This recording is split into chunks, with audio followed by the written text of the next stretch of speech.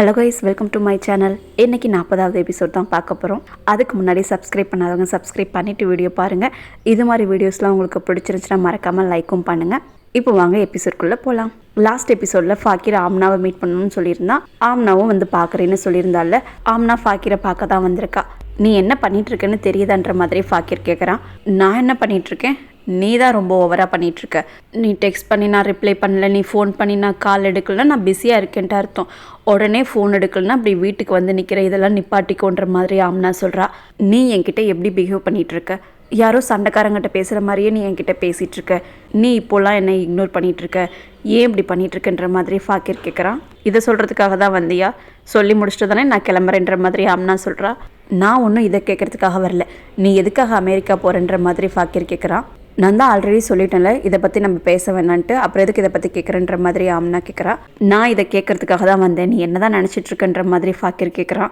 அது வரைக்கும் அமைதியாக பேசிகிட்டு இருந்தா ஆம்னா அப்படியே கத்த ஆரம்பிக்கிறா. நான் எதை பற்றியும் யோசிக்க கிடையாது, நான் படிக்கிறதுக்காக மட்டும்தான் அமெரிக்கா போகிறேன், மற்றபடி எதுவும் கிடையாதுன்ற மாதிரி ஆம்னா சொல்லிடுறா. எனக்கு உன்னை பற்றி நல்லா தெரியும், நீ அமெரிக்கா போகிறதுக்கான ரீசன் இது கிடையாது. தயவு செஞ்சு சொல்லு, நான் ஏதாச்சும் தப்பு பண்ணிடுறேனா? அப்படி ஏதாச்சும் இருந்தால் சொல்லு, நான் அதை மாற்றிக்கிறேன்ற மாதிரி ஃபாக்கிர் கேட்குறான். நீ என்ன மிஸ்டேக் பண்ணன்னு உனக்கு தெரியாதா? இதுக்கு மேலே என்னால் ஃப்ரெண்ட்ஸாக நடிக்க முடியாது. உன்னோட மேரேஜுக்கு அப்புறம் நம்ம ஃப்ரெண்ட்ஸாக இருக்கலான்ட்டு முடிவு பண்ணியிருந்தோம், ஆனால் என்னால் அப்படி இருக்க முடியாது. நீ ஆனியை பற்றி பேசுகிறப்பெல்லாம் என்னால் தாங்கிக்க முடியல. உன்னை ஆனி கூட ஒன்றா பார்க்கும்போது என்னால் சத்தியமாக தாங்கிக்க முடியல. எனக்கும் மனசுன்னு ஒன்று இருக்குது, எனக்கும் ஃபீலிங்ஸ் இருக்குது, தயவு செஞ்சு புரிஞ்சுக்கோன்ற மாதிரி ஆம்னா சொல்கிறா. நான் தான் உன்னை மேரேஜ் பண்ணிக்க சொல்லி கேட்டேன்ல, நீ மேரேஜுக்கு ஒத்துருந்தா இன்றைக்கி நம்ம ஒன்றா இருந்திருக்கலாம், நீ தான் வேணான்னு சொல்லிட்டுன்ற மாதிரி ஃபாக்கிர் சொல்கிறான். எனக்கு உன்னை மேரேஜ் பண்ணிக்கிறதுல எந்த பிரச்சனையும் கிடையாது. இந்த ஏஜில் மேரேஜ் பண்ணிக்கிறது தான் எனக்கு பிரச்சனையே. இது மேரேஜ் பண்ணிக்கிறதுக்கான வயசா?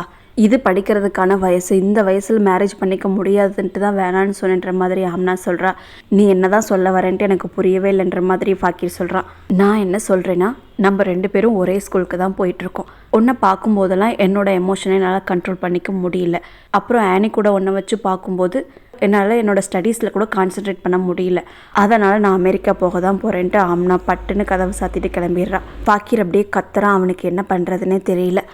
ரஹிலா கால் பண்ணி ஏதோ சொல்லியிருந்தால, அதை கேட்டு தான் ஹபீப் பதறி போய் வீட்டுக்கு வராரு. வீட்டுக்குள்ளே வரும்போதே பார்த்தா பொருள்லாம் அங்கங்கே செதறி கிடக்கு. ரஹிலா ரூம்லேருந்து வெளியே போய் உட்காந்துருக்கா. இவர் ரஹிலாவை பார்த்துட்டு என்னாச்சுன்ற மாதிரி கேட்குறாரு. ரஹிலா அப்படியே ரொம்ப பயத்தோடு தான் உட்காந்துருக்கா. யாரோ உள்ளே இருக்காங்க, எனக்கு ரொம்ப பயமாக இருக்குன்ற மாதிரி சொல்கிறா. உள்ளெல்லாம் யாரும் இல்லைன்ட்டு அவளை மெதுவாக ரூமுக்குள்ளே கூட்டிகிட்டு போகிறாரு. ஹபீப் என்னாச்சுன்ட்டு தான் கேட்டுட்ருக்காரு. ரஹில் அப்படியே ரொம்ப அழுதுகிட்டு, நான் கிச்சனில் வேலை செஞ்சுட்டு இருந்தேன், அப்போ யாரோ பால்கனி வழியாக உள்ளே வந்தாங்க, நான் யாரோ வந்துட்டாங்கன்னு ரொம்ப கத்துனேன், ஆனால் அவனுங்க ஒரு துணியை என் வாயில் வச்சு அடைச்சிட்டானுங்க. அதுக்கப்புறம் வீடு ஃபுல்லாக தொலைவி பார்த்தாங்க, நீங்கள் கொடுத்த ஒரே ஒரு ஜுவல்லரி மட்டும்தான் இருந்துச்சு, அதை திருடிட்டு போயிட்டாங்கன்ற மாதிரி ரஹிலா சொல்கிறா. உன்னை அடித்தாங்களான்ற மாதிரி ஹபீப் கேட்குறாரு. ஆமாம், என்னை அடித்தாங்கன்ற மாதிரி ரஹிலாவும் சொல்கிறா. உனக்கு வந்தவங்கள யாராச்சும் தெரியுமான்ற மாதிரி ஹபீப் கேட்குறாரு. எனக்கு யாரையுமே தெரியல, அவங்க மூஞ்சி ஃபுல்லாக கவர் பண்ணியிருந்தாங்கன்ற மாதிரி தான் ரஹிலா சொல்கிறா. ரஹிலா அப்படியே பயங்கரமாக தான் ஆக்டிங் பண்ணிகிட்டு இருக்கா. என்னால் இனிமேல் இங்கே வாழ முடியாது, மறுபடியும் யாராச்சும் வந்து என்ன ஏதாச்சும் பண்ணால் என்ன பண்ணுறது, எனக்கு ரொம்ப பயமாக இருக்குன்ட்டு தான் ரஹிலா சொல்லிகிட்டு இருக்கா. ரஹிலாவோட தங்கச்சி ஆலியாவும் வந்துடுறா. அவளும் என்ன நடந்துச்சுன்ற மாதிரி தான் கேட்டுட்ருக்கா. அப்புறம் ஜம்ஷீதும் ஹபீபும் ரோட்டில் எங்கேயும் கொஞ்சம் தூரம் நடந்து போயிட்டுருக்காங்க. ஹபீப் இருந்துக்கிட்டு காலையிலேயே இப்படி நடந்திருக்கு, கண்டிப்பாக இது பக்கத்தில் இருக்கவங்க யாரோ செஞ்ச வேலையாக தான் இருக்குன்ற மாதிரி சொல்லிட்டு இருக்காரு. நல்ல வேலை பெருசாக எதுவும் ஆகலை, சின்ன பொருள் தான் எடுத்துகிட்டு போயிருக்கானுங்கன்ற மாதிரி ஜம்ஷீத் சொல்லிட்டு இருக்காரு. இவங்க 2 பேரும் பேசிகிட்டு இருக்கிறத பக்கத்தில் இருந்து போலீஸ்கார் பார்த்துட்டு தான் இருக்காரு. நீங்கள் சொல்கிறது கரெக்ட் தான், இப்போது இந்த ஏரியாவில் நிறைய திருடனுங்க இருக்கானுங்கன்ற மாதிரி அவர் சொல்கிறாரு.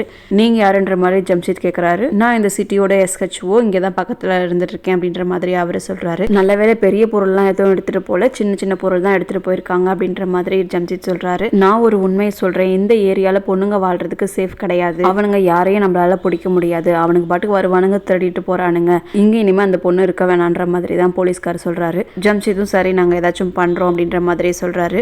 போலீஸ்கார் அப்படியே எதுவுமே தெரியாத மாதிரி, அவங்க ஹஸ்பண்டை நான் பார்த்ததே இல்லைன்ற மாதிரி சொல்லிட்டு இருக்காரு. ஹபீப் நான் தான் அவங்களோட ஹஸ்பண்ட்ன்ற மாதிரி சொல்கிறான். உங்களை இந்த சிட்டியில் நான் பார்த்ததே இல்லைன்ற மாதிரி அவர் சொல்கிறாரு. இல்லை நான் இங்கே தான் இருக்கேன், அப்பப்போ தான் வந்து போவேன், ரஹிலா என்னோட செகண்ட் ஒய்ஃப், என்னோட ஃபர்ஸ்ட் ஒய்ஃப் வேறு இடத்துல இருக்காங்கன்ற மாதிரி சொல்லிட்டு இருக்காரு. என்ன இப்படி நீங்கள் பார்த்துட்ருக்கீங்க, உங்களோட செகண்ட் ஒய்ஃபையும் நீங்கள் பார்த்து தான் ஆகணும். இந்த சிட்டியில் போய் வாழ வச்சிட்ருக்கீங்க, இது சேஃபான சிட்டியே கிடையாது. அந்த பொண்ணை வேற ஒரு நல்ல இடத்துல குடி வைங்கன்ற மாதிரி அந்த போலீஸ்கார் சொல்கிறாரு. நான் யோசிக்கிறேன்ற மாதிரி ஹபீப் சொல்கிறாரு. யோசிக்கிறதுக்கெலாம் டைமே கிடையாது. திருடனுங்களுக்கு நல்லாவே தெரிஞ்சு போயிடுச்சு இவங்க தனியாக இருக்காங்கன்ட்டு. அவனுங்க என்ன வேணாலும் பண்ணுவானுங்க. சீக்கிரம் இதுக்கு ஒரு முடிவு பண்ணுங்க. நாளைக்கு என்ன வந்து போலீஸ் ஸ்டேஷனில் பாருங்கன்ற மாதிரி சொல்லிட்டு போயிடுறாரு. ரஹிலா இன்னுமே அழுதுகிட்டே தான் இருக்கிறா. இன்னும் எவ்வளோ நேரத்துக்கு தான் அழுதுகிட்டே இருப்ப, போதுன்ற மாதிரி ஆலியா சொல்கிறா. ஏன் இடத்துல நீ இருந்து பார்த்துருந்தா தெரியும், நான் இன்னைக்கு செத்தே போயிடுவேன்னு தான் நினச்சேன். எனக்கு அவ்வளோ பயமாக இருந்துச்சுன்ற மாதிரி ரஹிலா சொல்லிட்டு இருக்கா. எனக்கு வெளியே ஏதோ சவுண்டு கேட்குது, மறுபடியும் அவனுங்க வந்துட்டானுங்கன்ற மாதிரி பயப்படுற ரஹிலா. வெளியே வேற ஆளுங்களாம் யாரும் இல்லை, ஜம்ஷித் அப்புறம் ஹபீப் இவங்க 2 பேரும் தான் பொருள்லாம் எடுத்து வச்சிட்ருக்காங்கன்ற மாதிரி ஆலியா சொல்கிறா. என்னால் இந்த வீட்டில் தனியாக இனிமேல் இருக்க முடியாது. ஆலியா நீ ஒரு ஹாஸ்டலில் இருப்பல்ல, அந்த ஹாஸ்டலில் என்னை சேர்த்து விடுன்ற மாதிரி ரஹிலா சொல்கிறா. நான் ஹாஸ்டலில் தனியாக இருந்தேன், நீ ஹபீப் கூட தானே இப்போ இருக்க அப்படின்ற மாதிரி ஆலியா சொல்கிறா. நான் ஹபீப் கூட இருக்க கிடையாது, நான் இங்கே தனியாக தான் இருந்துகிட்ருக்கேன். என்னால் இங்கே தனியாக இனிமேல் இருக்க முடியாதுன்ற மாதிரி அவள் சொல்லிகிட்ருக்கா. இதெல்லாம் ஹபீபும் ஜம்ஷித்தும் பக்கத்துல இருந்து பார்த்துக்கிட்டே தான் இருக்காங்க. ஜம்ஷித் இதெல்லாம் பார்த்துட்டு சீக்கிரம் ஒரு முடிவு பண்ணுங்கன்ற மாதிரி சொல்கிறாரு. ஹபீப் நான் என்ன பண்ண முடியும், உனக்கே உங்கள் அக்காவை பற்றி தெரியுன்ற மாதிரி சொல்கிறாரு. ஆமாம் கண்டிப்பாக அக்கா ஏதாச்சும் சீன் க்ரியேட் பண்ணுவாங்க. ஆனால் நீங்கள் ரஹிலாவை பற்றியும் கொஞ்சம் நினச்சி பாருங்கள். அவங்க இந்த சுச்சுவேஷனில் கூட உங்களை தொந்தரவு பண்ணாமல் அவங்க ஹாஸ்டல் போகிறேன்னு சொல்லிட்டு இருக்காங்க. நான் உங்களோட வயசில் சின்னவன் தான், ஆனாலும் ஒன்று சொல்கிறேன், சீக்கிரம் ஒரு முடிவெடுங்க. ஒன்று அவங்களுக்கு டிவோர்ஸ் கொடுத்துருங்க, அப்படி இல்லைனா அவங்களுக்கான ரைட்ஸை நீங்கள் கொடுங்கன்ற மாதிரி ஜம்ஷித் சொல்லிடுறாரு. ஹபீப் என்ன பண்ணுறதுனே தெரியாமல் முழிச்சிட்டு தான் நிற்கிறாரு. ஃபாக்கிர் ரொம்ப சோகமாக தான் வீட்டுக்கு வரான். ஆனி அவள் பாட்டுக்கு பேசிகிட்டே தான் இருக்கா. நீ போனதுக்கப்புறம் என்னென்னமோ நடந்துருச்சு, அப்பாவும் பாட்டியும் ரொம்ப கோவமாக இருக்காங்க நீ வெளியே போனதுனால. நீ ஆஃபீஸ் விஷயமா போயிருக்கேன்னு நான் சொல்லி சமாளிச்சிருக்கேன். அப்பா கேட்டால் நீயும் அதையே மெயின்டைன் பண்ணுன்னு சொல்லிட்டு இருக்கா. ஃபாக்கிர் எதுவுமே சொல்லாமல் அமைதியாகவே தான் இருக்கான். ஆனி என்னாச்சு, ஏன் அமைதியாகவே இருக்குன்ற மாதிரி தான் கேட்குறா. ஃபாக்கிர் அழுகவே தொடங்கிடுறான். என்னாச்சுன்னு கேட்குறதுக்கு ஆம்னா என்னை விட்டு போகிறான்ற மாதிரி சொல்கிறான். ஆம்னாவுக்காக அழுகிறியா அப்படின்ற மாதிரி கேட்குறா. ஆமான்ட்டு ஃபாக்கிரால தான் செய்கிறான். ரஹிலா என்னால் இனிமேல் இந்த வீட்டில் இருக்க முடியாதுன்ற மாதிரி சொல்கிறா.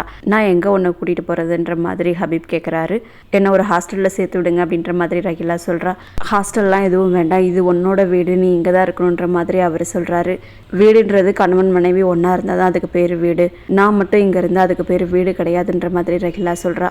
நீ கால் பண்ண உடனே நான் ஓடி வரலையா, டெய்லியும் வீட்டுக்கு வந்துட்டு தானே இருக்கேன், நம்ம ஒன்றா உட்காந்து சாப்பிட்டது இல்லையான்ற மாதிரி ஹபீப் கேட்குறாரு. அது மட்டும் பத்தாது ஹபீப், இந்த வீட்டில் நீங்கள் கொஞ்சம் நேரம் மட்டும்தான் இருக்கீங்க, ஒரு நாளைக்கு ஒரு நேரம் மட்டும்தான் கூட உட்காந்து சாப்பிட்றீங்க. இது மட்டும் ஒரு மனைவிக்கு பத்தாது. இது வரைக்கும் எல்லாத்தையும் நான் ஏற்றுக்கிட்டேன், ஆனால் இதுக்கு மேலே என்னால் கண்டிப்பாக முடியாது, இந்த வீட்டில் என்னால் வாழ முடியாதுன்ற மாதிரி ரஹிலா சொல்கிறா. ரஹிலா ரொம்ப எமோஷ்னலாக பேசவும் ஹபீப்க்கும் ஒரு மாதிரி ஆகிறது. நான் ரொம்ப தப்பு பண்ணிட்டேன், என்னை மன்னிச்சிடு, நான் தான் இந்த பிரச்சனையெல்லாம் முடிச்சு வைக்கணும். நீ என்னோட மனைவி, உனக்கு எல்லா உரிமையும் இருக்குது, நீ வேறு எங்கேயும் போக வேண்டாம், நான் என்னோட வீட்டுக்கு உன்னை கூட்டிகிட்டு போகிறேன்ற மாதிரி ஹபீப் சொல்லிடுறாரு. ரஹிலா போட்ட பிளானும் கச்சிதமாக நிறைவேறிடுச்சு. இதோட இந்த எபிசோடை முடிச்சிட்டாங்க. நெக்ஸ்ட் எபிசோடில் சந்திப்போம். தேங்க்யூ ஃபார் வாட்சிங்.